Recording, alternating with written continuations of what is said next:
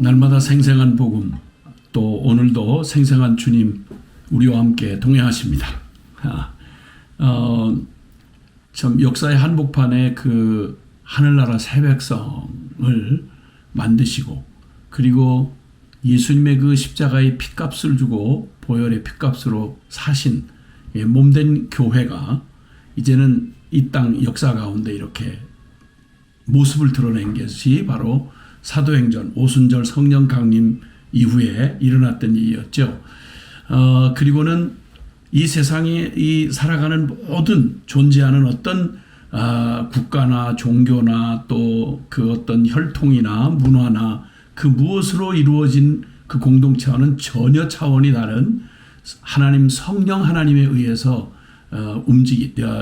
살아가는 그런 하늘 공동체, 즉 성령 공동체가 바로 오늘 우리가 말하는 이 교회, 진정한 참 교회의 원형이었던 초대교회의 바로 그 정체감이었습니다. 그 초대교회는 초대교회를 이루어가는 정말 이 땅에서 예수님이 말씀하시고 약속하신 그대로 아버지 약속하신 성령이 오시면 이제 그 성령께서 우리에게 바로 예수 그리스도의 영이 되셔서 우리 안에 오셔서 그 예수님의 복음을 그대로 살아내는, 예수님의 생명으로 살아가는 그러한 그 생명 공동체로서의 그 모습이 될 거라고 말씀하셨는데, 그런데 정말 그렇게 사도들이 참 120문도로 시작된 그러한 초대교회 예루살렘 교회가 그 수많은 예수님을 처형하기까지 했던 예루살렘 한복판에서 그 저항적이고 거칠고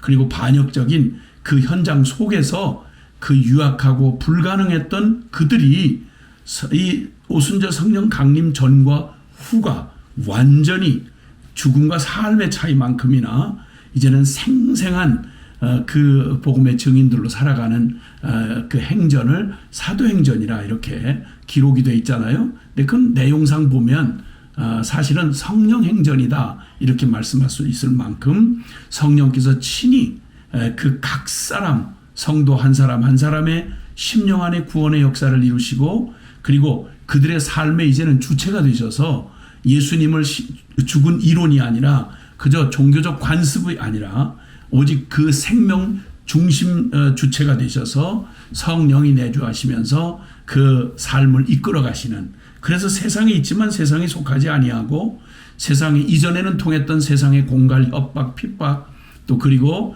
그 많은 그 두려움에 휩싸여 있는 모든 상황에 매이지 아니하고요, 오히려 세상에 충격을 주고 세상에 변화를 주는, 예수님이 정말 약속하신 그대로 너희는 세상의 소금과 빛이 될 거라고 하신 그게 그대로 그냥 현실로 이루어지는 일이었습니다. 자, 이제 그래서 얘기는 한 초점으로 모아진다고 그랬죠. 복음의 삶을 살아가고 또 예수 그리스도의 그 역동적인 생명의 유기적 공동체, 그 에클레시아라는 말로 표현된 이 역사 속에 존재하게 된 이 교회는 정말 성령께서 이끌어 가시는 교회이며, 각 개인 한 사람 한 사람이 그 성령님의 충만한 은혜로 살아가는 그런 삶이 바로 성도의 삶이다. 이렇게 이제 말씀을 나누고, 어떻게 성령 충만을 받을 것인가, 그리고 어떻게 그 충만함을 받은 성령 안에서 우리가 성령을 누리며 살아가는 삶이 가능한 건지를 잠깐 이제 살펴보았는데요. 그럼 뭐니 해도 나도 그거 다 원하는데 체험 좀 해봤으면 좋겠다고 이렇게 해서 사람들이 온통 또 관심이 현실적인 관심으로 가는 것이 이제 성령 체험에 해당하는 얘기고, 그 중에 중심을 이루는 게 이제 은사인 거죠. 성령의 은사. 그래서 오늘은 좀 이 성령의 은사에 관한 얘기를 좀 나눠보려고 하는데요. 다들 성령님에 대한 그 사모함이 생겨서 나도 좀 체험하고 그렇게 성령의 은사를 좀 받았으면 좋겠다. 그러면 진짜 이제 멋있게 활력 있게 누가 억지로 질질 끌려가거나 그냥 남의 눈치 살펴가면서 이러는 게 아니라 누구도 말릴 수 없는 그러한 좀 역동적인 성령의 그 충만한 그러한 정말 누가 봐도 그리고 나 스스로도 그런 성령의 충만한 신바람 나는 그러한 신앙생활을 하려니까 나도 좀 은사 좀 주셨으면 좋겠다. 이제 이렇게 말들 하잖아요. 근데 참 재밌는 그 현상이 있는 건요. 이 성령에 관한 그 오해는 이 은사에서 특별히 더 두드러지게 드러나는데 이런 질문 한번 해볼게요. 성령 충만 받고 싶으시죠? 어떤 충만을 받고 싶으세요? 왜냐하면 성령이 충만하신 역사가 나타나는 게 크게 우리 오순절 성령 강림이 일어났던 바로 사도행전 2장의 성령 충만입니다. 그 성령 충만은 그 결과로 그 성령이 임하신 그 결과로 3,000명이 회개하는 대부흥의 역사가 일어났습니다. 난리죠. 뭐 굉장했죠. 멋있었죠. 그런데 똑같은 성령님께서 정말 충만하게 역사하신 현장이 있는데요. 그건 사도행전 7장에 나오는 바로 스데반, 최초의 순교자라, 그 일곱 집사 중에 첫 일곱 집사 중에 한 분이었던 스데반이 성령 충만한데 그 충만함을 뭐 그냥 더 바랄 게 없을 만큼 충만한 스데반을 통해서 역사하셨는데요. 그때 스데반의 충만은요, 3,000명이 회개하고 돌아오는 게 아니라 정확한 숫자는 알 수 없지만 아마 한 3,000개의 돌이 날라온 것 같아요. 그래서 쉽게 말하면 성령 충만한 결과가 돌 맞아서 순교하는 일이었습니다. 자, 어차피 성령 충만은 동일한 건데요. 그러면 혹시 내가 원해서 참 하나님 앞에 원해가지고 받는다고 하면 선택을 한다면 사도행전 2장 충만 받고 싶으세요? 아니면 7장 충만 받고 싶으세요? 예, 대답은 하지 마시고요. 생각만 해보세요. 그 다음에 또 은사 중에 어떤 은사를 받고 싶으신가요? 보통 우리가 성령님의 은사라고 그러면 보통 고린도전서 12장에 나와 있는 7절에서 10절 가운데 나와 있는 이제 드러나는 은사가 있습니다. 성령께서 각 사람에게 이제 은사를 주셔서 그렇게 드러나는 은사가 있는데요. 지혜의 말씀의 은사, 지식의 말씀의 은사, 믿음의 은사, 병 고치는 은사, 능력 행하는 은사, 예언하는 은사, 영들 분별하, 영분별의 은사, 방언의 은사, 통역의 은사 많이 들어보셨죠? 이런 것처럼 이 드러나는 은사가 있고요. 근데 이것만 있는 줄 알아요. 근데 이 중에서도 무슨 은사 받고 싶으세요? 어떤 은사를 받았으면 정말 신나게 와 체험했다. 이제 정말 뜨겁게 나도 멋지게 해볼 수 있겠다. 뭘 바라세요? 선택하신다면 어떤 게 있을까요? 근데 은사가 이것만 있는 거 아닌 줄은 아시나요? 예, 다른 은사들도 많이 있어요. 로마서 12장 6절 이하에 보면요. 거기에 12장 6절 이하에 예언하는 은사, 섬기는 은사, 가르치는 은사, 위로하는 은사, 구제하는 은사, 다스리는 은사, 긍휼 베푸는 은사 이런 은사들이 있거든요. 섬기는 은사, 가르치는 은사, 위로하고 구제하고 이건 별로 그렇게 막 드러나서 사람들이 와 영적이다, 와 대단하다 이렇게 하는 게 아니고 너무너무 필요한데 그런데 잘 드러나지는 않는 거죠. 예. 그런 은사들이 있단 말이죠. 사실 이 은사들이라고 하는 거는 이렇게 많은 종류가 있습니다. 근데 사람들이 주로 원하는 은사, 이미 받은 은사 자신이 받은 줄도 모르고요. 원하지도 않기 때문에 주셔도 그 은사를 아니고 너무 힘들게 생각하고 은사라고 생각지도 않는 경우가 대다수 많죠. 이 은사 중에 어떤 은사를 받고 싶으신가요? 혹시 막 드러나는 멋진 은사, 병 고치는 은사, 방언하는 은사, 방언 통변하는 은사, 영들 분별하는 은사, 뭐 이런 은사, 이렇게 드러나는 은사를 대부분 구하는 거 아니겠어요? 자, 이렇듯이 그저 잠깐 이 질문에서 나타나는 것처럼 우리는 우리의 욕심대로 내버려 두면 무슨 일이 일어나겠어요? 이런 일이 실제 그 대단하게 뜨겁게 참 주님이 역사하셔서 세워졌던 고린도 교회가 있었어요. 그 고린도 교회가 얼마나 뭐 뜨겁게 충만하게 그 놀라운 그 은혜를 받아가지고요. 다들 뭐 대단했어요. 성령께서 막 이 드러나는 은사로 이교적이고 음란했던 그 도시 한복판에서 하늘 백성이 태어날래니 그 정신없이 살아가던 사람들이 갑자기 놀라운 이 복음과 함께 성령의 놀라운 그 능력에 뒤집어지고 나니까 그냥 뭐 처음에 그 충만하고 뜨거웠는데 근데 여전히 육신을 입고 있잖아요. 그러니까 서로 시기 경쟁이 일어나. 어디까지? 영적인 문제까지.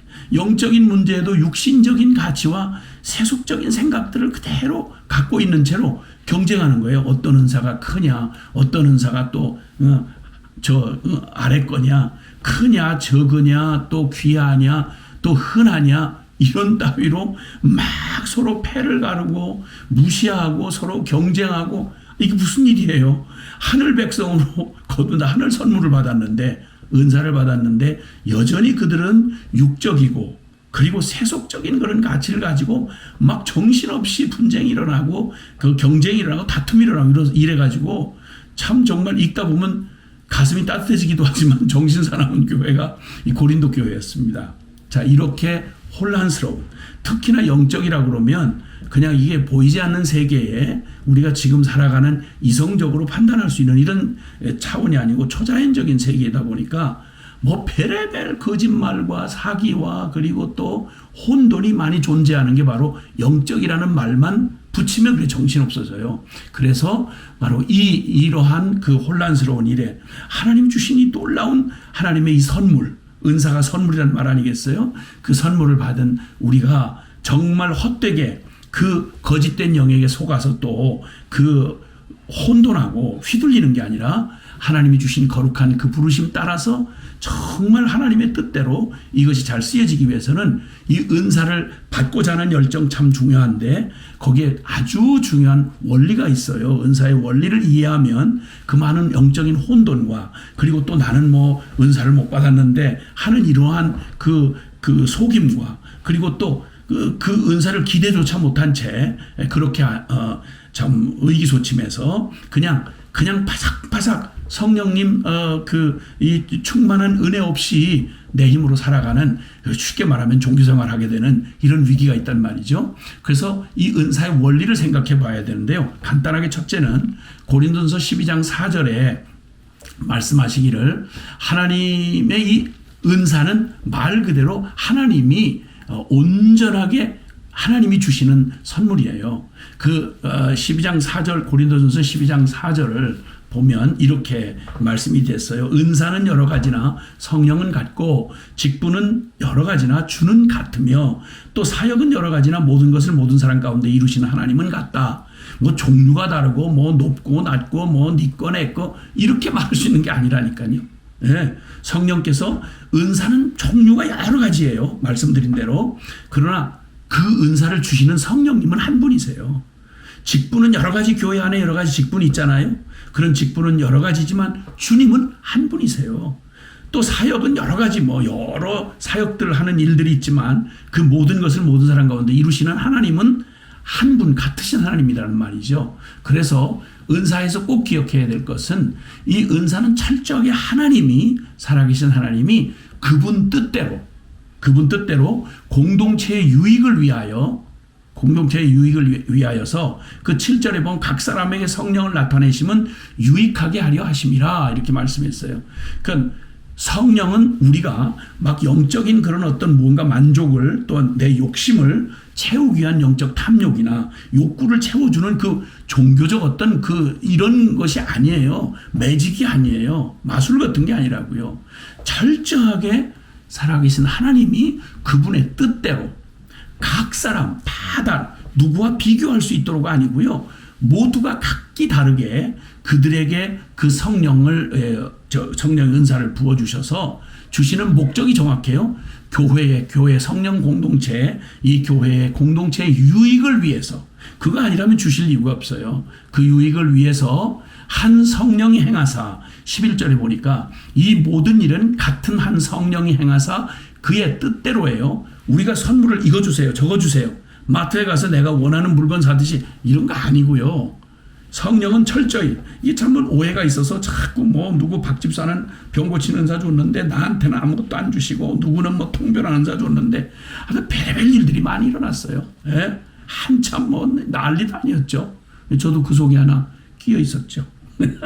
그런데 어쨌든 그의 뜻대로, 하나님의 뜻대로 각 사람에게 나누어 주시는 거예요. 내 욕심 따라 받는 게 아니고요. 그리고 하나님이 그 사람을 가장 잘 아시는 하나님이 그 공동체 안에 무엇이 필요한지를 아시고 그 모든 각 사람의 위치와 하나님이 세우신 그 위치와 역할과 능력을 따라서 하나님의 뜻대로 이렇게 부어주시는 것이라고 말씀하세요. 중요하죠? 자, 은사는요, 철저하게 그 하나님이 그분의 주권으로 교회 공동체의 유익을 위해서 각 사람 한 사람 한 사람이 나눠주시는 것이다. 그래서 은사라고 하는 건 내 원함대로 자신의 유익을 위해서 그렇게 내가 받고 싶은 바를 달라하고 하는 그런 육적 가치나 내 개인적 소욕을 따라 주어지는 게 아니라는 거예요. 그리고 12장 29절에 보면 이런 또 말씀이 있어요. 29절에 보면 다 사도겠느냐, 다 선지자겠느냐, 다 교사겠느냐, 다 능력 행하는 자겠느냐, 다 병 고치는 은사를 가진 자겠느냐, 다 방언을 말하는 자이겠느냐, 다 통역하는 자이겠느냐 라고 반문하세요. 그러니까 다 자기들끼리 막 은사를 이게 더 귀하다 저게 귀하다, 뭐 너는 센 거 받았고 나는 나중 천한 거 받았다, 뭐 이런 식으로 육적으로 이렇게 정신사납게 이렇게 하는 그 모든 혼돈을 정리해 주시면서 말씀하세요. 사실 그 지금 이 모든 은사나 이 직임이나 사역이나 이게요, 지금 은사 종류를 한번 가만히 보세요. 그것은 우리의 욕심이나 무슨 어디 등급 따라서 받는 무슨 고등고시 합격해가지고 내가 높은 자리 권력 차지 이런 따위가 전혀 아니에요. 가만히 보면 그 모든 게 다 공동체가 벌써 모여서 살려고 하면 그 교회 공동체 안에 각기 누군가는 맡아야 될 역할들이 있어요. 공동체에 꼭 필요한 그런 직임도 그렇고 은사도 그렇고 모든 것이 다 공동체의 속성상 반드시 역할과 위치가 필요한 그러한 일들. 그래서 그 생명 안에 한 공동체가 세워져 가려면 반드시 꼭 있어야 되는 것, 꼭 있어야 되는 모든 위치와 역할들을 따라서 하나님이 거기에 가장 적합하게 어떤 사람에게는 어떤 역할, 어떤 위치, 어떤 은사를 줘야 되겠구나 하는 걸 아시는 분 주님이 아세요. 아니면 전부 다 가르치는 일만 하려고 하고 전부 마이크만 잡으려고 하겠죠. 누가 꾸준히 일 하겠어요? 누가 보이지 않는 일 하겠어요? 그걸 뭐 은사라고까지 하겠어요? 원치 않거든요. 이렇게 가지고는 손만 큰 몸이 되면 되겠어요? 아무리 눈이 귀하지만 눈만 다 온 몸이 다 눈이면 어떻게 되겠어요? 아니거든요. 그래서 그 모든 것을 하나님께서 다 하나님의 뜻대로 하나님의 아시는 하나님이 교회의 유익을 위해서 각 사람 누구도, 그러니까 사실은 교회 공동체의 바른 성령의 그 은혜를 따라서 성령으로 중생하고 성령이 내주하시면서 살아가는 그리스도를 머리로 한 공동체는 반드시 모든 이에게 그게 어떻게 보이든 상관없이 이 성령으로 운행되는 성령 공동체 교회의 일은요, 인간의 무슨 재능이나 더 똑똑한 거나 세력이나 이런 거로 되는 게 아니에요. 그럼 반드시 그건 그 결과가 뻔히 나타나게 돼 있어요. 시기, 질투, 경쟁하고 내 공로를 막 주장하고 패거리 짓고 분당 짓고 이런 일들을 하게 될 수밖에 없어요. 그러니까 성령으로 시작했다가 육체로 끝마치는 거죠. 그러니까 하나님의 교회가 건강하게 능력 있게 주님의 복음의 능력을 따라서 하나님이 주도해 가시는 공동체가 되려면 철저히 주님 앞에 먼저 복음 안에 그리스도 예수를 머리로 삼고 주님이 우리에게 주어주시는 그 성령의 감동을 따라 말씀에 순종하고 서로를 존경하고 주님 앞에 그 순복하기 시작할 때 성령께 온전히 그 성령을 누리는 삶에 대해서 제가 말씀드렸잖아요. 주님 앞에서 그렇게 각 사람이 순종하게 될 때 하나님은 그들을 통해서 하나님의 한 건강한 공동체, 성령 공동체를 이루어서 주님 앞에 구비하여 부족함이 없도록 그렇게 하셨어요. 초대교회 무슨 제도나 또 어떤 시스템 또 혹은 교단 막 권력 구조를 만들고 막 어떤 막 실력 있는 무엇을 막 갖다가 우리가 흔히 아는 세상의 조직이나 세상의 그 어떤 힘과 그런 또 세력 다툼 이런 걸 통해서 이렇게 간신히 꾸려가는 인간 집단이 아니에요. 그런 거 다 형식적이고 없었는데도 불구하고 놀라웠게 한 몸된 유기적 공동체로서 일사불란하게 한 그리스도와 한 진리 안에서 함께 한 마음으로 순종하며 달려가는 그들을 세상이 아무리 흔들고 아무리 깨려고 해도 흔들리지 않았어요. 그래서 그 주님이 이 모든 그 성령의 각 사람에게요 꼭 필요한, 드러나 보이든 아니면 드러나지 않든 상관없이 모두가 각기 자기에게 주어진 역할과 그 은혜를 내 힘이 아니라 성령의 그 충만함을 의지하고 주님의 능력을 늘 간구하면서 거기에 순복하는 각 개인에게, 놀랍게도 각자에게 가장 적합한 공동체의 위치와 역할과 그런 은사들을 다 맡겨주셔서 주님의 교회가 하나님의 뜻대로 세상을 이기며 거룩한 공동체로 승리해 갈 수 있도록 하나님이 이루어 가시는 거예요. 자, 이런 주님의 은혜 앞에 놓이려고 할 때 바로 이런 자칫 이 하나님을 신뢰하는 일에 이 오해가 있었던 고린도 교회가 혼란을 겪을 때 놀랍게도 성경은 이렇게 말해요. 다 병 고치고 다 사도고 다 이러겠느냐? 다 방언하겠냐? 이렇게 욕심을 내는 그들에게 주님이 결정적인 얘기를 하시는데요. 12장 31절에 보면 너희는 더욱 큰 은사를 사모해라. 은사 사모하는 거 너무 귀하죠. 주님 앞에. 그러나 그 은사의 원리를 분명히 아시고 주님 당신의 뜻대로 나를 가장 주님의 몸된 교회와 그리스도의 영광을 위해서 제가 쓰여질 그 일에 필요한 능력과 위치와 은사를 제게 주셔서 내 힘이 아니라 어떤 일을 하든 설거지를 하든 심부름을 하든 또 아니면 보이지 않는 곳 섬기든 긍휼을 베풀든 어떤 역사를 하든 주님 내가 내 자랑이나 내 영적 교만을 위해서가 아니라 주님 앞에 그렇게 순종할 수 있게 주님 저를 써주세요 하고 자신을 온전히 위탁할 때 그 사람 모두 그들에게는 하나님이 주신 은사를 따라서 성령의 그 지도하심을 따라서 교회 공동체 안에 반드시 우리가 받은 바의 은사가 충만히 쓰여질 수 있게 해주셨어요. 그 중요한 일이 바로 뭐냐면 너희에게 주시는 모든 은사를 하나님이 다 순종하여 가는 너희에게 그게 은사가 되도록 하나님이 다 축복해 주신다. 이걸 믿으라는 거예요. 그리고 더욱 큰 은사를 사모하라. 내가 또한 가장 좋은 길을 너희에게 보이리라 라고 말씀하신 게 바로 뭐냐면 사랑의 은사예요. 그 유명한 고린도서 13장 함께 같이 읽어보시는 거예요. 고린도서 13장 거기에 보면 우리가 그토록 눈에 보이고 그리고 받았으면 좋겠다는 은사들, 그 모든 것들을 은사가 은사되게 하는 가장 중요한 가장 큰 은사가 뭐냐? 은사를 주시는 하나님의 본질이고 목적에 해당하는 제일 큰 은사, 근본의 은사의 근본, 은사의 목적이라고 할 수 있는 게 바로 뭐냐면 모든 이에게 부어주시는 그 은사가 바로 뭐냐면 성령께서 우리 안에 주께서 하늘의 은사를 부어주시는데 그게 바로 사랑입니다. 그래서 이 사랑의 은사가 모든 은사를 은사되게 하고 또 우리 공동체가 하나님의 부어주시는 성령의 은사에 의해서 하나님의 거룩한 공동체로 세워져 가고 세상을 변화시키는 하나님의 새 백성으로 주님의 통로로 쓰여줄 수 있는 핵심 관건이 뭐냐면 성령께서 우리에게 하나님의 사랑을 은사로 부어주시는 거예요. 그래서 이 모든 사랑은 언제까지 떨어지지 아니하되 예언도 패하고 방언도 그치고 지식도 패하리라.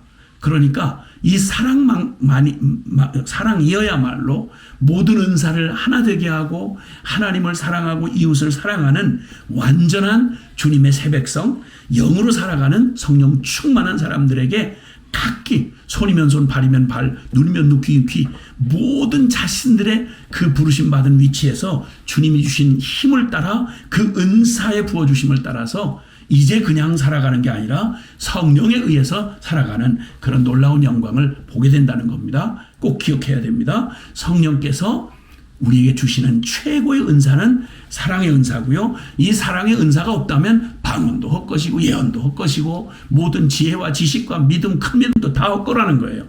이 사랑의 은사가 우리 안에 주님 앞에 부어지도록 이미 주님께서 오순절날 우리에게 오신 주님이 우리 안에 와 계신 주님은 우리가 주님을 구할 때 주님 나에게 충만하게 임해 주세요. 주님 나에게 충만하게 임해 주세요. 당신의 하늘의 능력으로 나를 채워주세요. 라고 할 때 주님이 우리에게 주시는 최고 최대의 은사요 그 능력과 축복이 바로 뭐냐면 사랑의 은사라는 거예요. 로마서 5장 5절은 우리에게 이렇게 말해요. 이 소망이 부끄럽지 아니함. 하나님이 복음 안에 주신 모든 소망이 부끄럽지 아니함은 우리에게 주신 성령으로 말미암아 하나님의 사랑이 우리 마음에 부은 바 됨이니. 할렐루야. 예, 맞아요. 주님 앞에 성령을 구하시고 그 은사를 구할 때 주님 앞에 간구하고 주님 앞에 구하면 주께서 기쁘게 우리를 사로잡으셔서 충만하게 사로잡으셔서 그분의 능력을 부어주심으로 우리가 어떤 은사를 받았든지 간에 그 은사가 주의 능력 안에서 놀랍게 쓰임받아지는 그 비결을 주셨는데 그게 바로 가장 큰 은사, 바로 성령으로 말미암아 사랑의 은사를 부어주신다고 약속하셨어요. 할렐루야. 날마다 생생한 복음이죠.